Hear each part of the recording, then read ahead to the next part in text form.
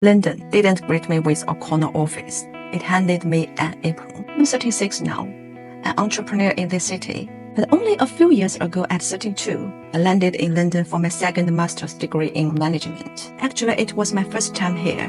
The culture was foreign. The language was a barrier. Even the rules of daily life felt like a maze. Back in China, I was a senior executive. But here, I was no one. I had to begin again from zero. I led teams, made big decisions, and was responsible for major projects that shaped the company's future. People listened when I spoke, and my title carried weight. But when I came to London, none of that mattered anymore. Suddenly, I was no one. I had to begin again from zero.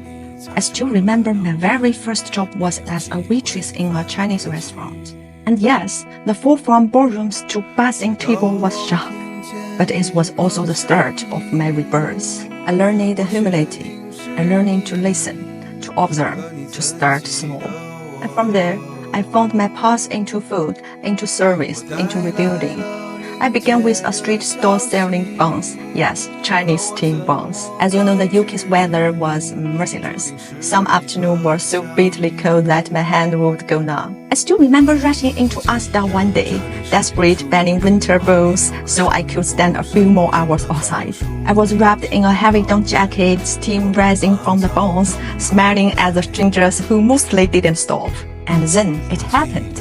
One person, my very first local customer, bought a bun, one sale. That moment, I will carry it forever. Because in that instant, all the cold, all the fear, all the loneliness turned into joy. It feels like the city finally saw me and whispered back, "You belong." From that day, I kept going. A food truck in Canary Wharf to takeaway shops.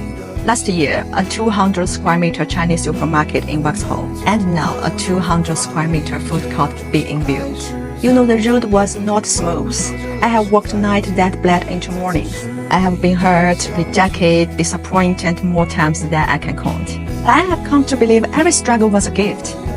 Maybe from God, maybe from life itself, teaching me resilience, sharpening my vision, rise again. And I always know I'm not alone. In this vast city, there are thousands of us, men and women, who arrived as strangers, carrying dreams in our suitcases, fighting through loneliness in the dark. Each of us have our own lives and our own battles. We fall, we question ourselves, we feel invisible, but we keep going.